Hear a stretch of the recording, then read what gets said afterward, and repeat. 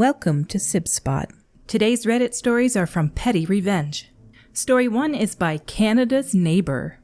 Neighbor kept tossing unbagged food into my trash can, so I moved it next to their patio/entertainment area. Basically, the title. My neighbor and I both keep our trash cans out front and between our houses, except we make sure our own cans are on our own property. They're like 5 feet away from each other. I'm a bit controlling. I don't throw anything away unless it's wrapped in a trash bag to avoid my cans smelling like a melting heap of poop. After some years, they've gotten a lot more comfortable with crossing small boundaries, letting their dogs run all over our property, dig under our fence, and most recently this year, throwing dog poop and open food containers into our trash cans. I noticed because it suddenly got really smelly, even though it should have been fairly empty because the trash man just picked up the previous morning. So I opened the lid, and lo and behold, there were 5 half-eaten pizzas in their boxes chucked in there, along with some party crap and dog poop. I knew it was my neighbor because they literally just had a party for their teenager. I saw them in their garage eating pizza. Normally, I'd just call for trash can cleaning service, but it's expensive, and my neighbor definitely did this stuff on purpose.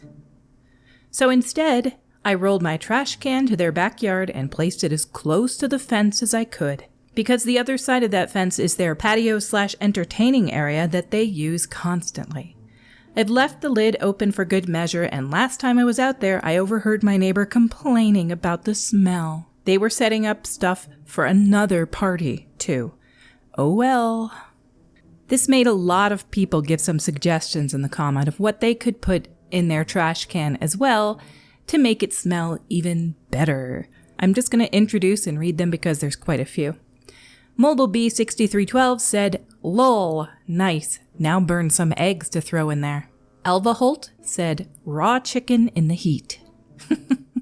Took me a minute to figure out this guy's name, but it's Fat Incel Did Your Mom. Fish works great too. Scorpy Yo says, "Put raw fish or prawns in a blender with milk." Holiday Blackberry 20 says, "Gallon of day-old milk. Cut the jug and make sure it's on top in the sun."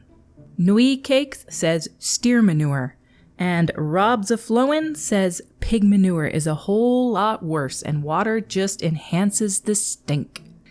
Makes me wonder, though, what kind of relationship they have with their neighbor. They have comfort with each other, but not enough comfort to go next door and say, "Hey, could you please not put your trash in my trash?" I think that could actually stop the problem instead of just trying to smoke them out with the worst smelling things. Our next story is by Litigatrix82. This is a short one, but a good one. I worked for many years at a large law firm and had a solid chance at partnership. Never had a bad review. For some reason unknown to me, but likely a result of this person's well-known mental problems and insecurities, a partner I worked closely with lied about me in a review, just enough to cause a problem that would delay partnership for me. I also witnessed her extreme bullying and harassment of others. Thankfully not directed at me, but it was bad. I believe the fact that I spoke out against this encouraged her to target me. Unbeknownst to her, I'd already accepted an in-house position with a very important firm client when I learned about her attempt to undermine me. About 6 months later, I happened to be assigned to manage a case she was involved in. My colleagues were already upset with her poor performance, so I was tasked with firing her off the case. Under the circumstances, this was very bad for her already poor reputation internally at the firm and cut off a huge source of her work. It's nice to do justice. Petty revenge to me always kind of just feels like just desserts. Our next story is by Rupes Sachs. Made a road rager pay for his actions. So, something bizarre happened to me on my drive to work a few days ago, and I still think about it. There was this car that was aggressively weaving between lanes, sometimes with zero warning or turn signals, and at one point he tried to get into my lane, but I was already next to him.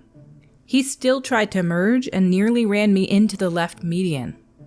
I had a car in front of and behind me, so I couldn't brake too fast or speed up. And I was not in his blind spot. So I honked my horn and he still tried to get into the lane, but ended up behind me and tailgating me aggressively. And I'm like, whatever, dude. I'm just driving to work. This isn't Fast and Furious. You're in a Lexus. Eventually, he got in front of me, and I thought that was the end of it. But this guy made me his enemy, because after that, he did not let me pass him. Ever. I simply did not care. I was too tired for antics, but anytime I changed a lane, he'd change with me and then slow down to slow me down. And for a while, I thought, am I imagining this? So finally, an exit for the toll road was coming up on the right, and I was like, screw it. I'll take the toll road, get away from this guy, and sped up to get into the exit lane. This guy went all the way from the left lane into my toll lane. So I was like, you had no intention of being in this lane. I don't think I'm imagining things anymore. So I stayed a good distance back, waited for him to get kinda into the curve of the exit lane to the point where he was committed to it, and I immediately changed lanes and got out. And I watched him try to swerve out, but it was too late for him. He was in the toll lanes, and I was on my merry way. I have been thinking about it and laughing for days now. I've said it before, and I will say it again. Road rage incidents are the scariest because you never know if somebody is like concealing a weapon that they could get out of their vehicle and shoot you with or something. Mental instability in people is what causes this sort of thing. There's no reason. He benefits nothing from doing this to you. For me, there's 2, if not 3 kinds of vehicles that typically do this swerving, get in front of you, road rage BS. They suggested a Lexus. I haven't actually had a lot of experience with people in Lexuses. It feels like Lexuses should be Lexi. I've never had to do the plural of Lexus before. Lexuses just sounds too many S's in it. The ones I have trouble with are BMW drivers and pickup drivers. I thought there was a third, but it's either BMW drivers or pickup drivers or people with some generic vehicle who have massively tinted windows. Those are the ones I usually have issues with on the road. And the ones that drive the BMW, they know that even if they get pulled over by the police, they're just going to be able to pay the fine and walk away, and nothing will happen to them. It's probably why they do it. But somebody had a pretty good story that they shared in the comments. Their name is Ill for Life. Something very similar happened to me a few years ago, but a semi-driver came to my rescue instead of a toll road. Rush hour traffic, merging onto the highway along with lots of other cars. There was an SUV just in front of me, and a nice big spot opened up on the highway. I move over from the entrance ramp onto the highway before the SUV got a chance to merge. But I didn't speed up. I let him merge onto the highway in front of me. No problem, right? Wrong.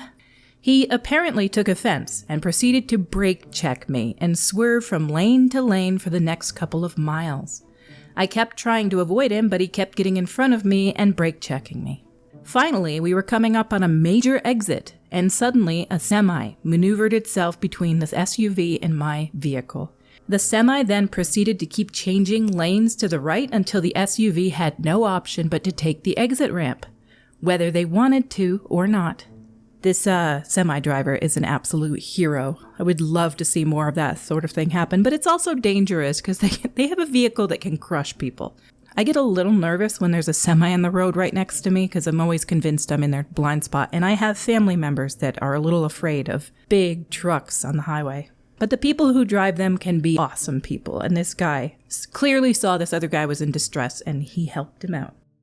Our stories for today have come to a close. If you enjoy this content, please click like or subscribe, or click the little notification bell.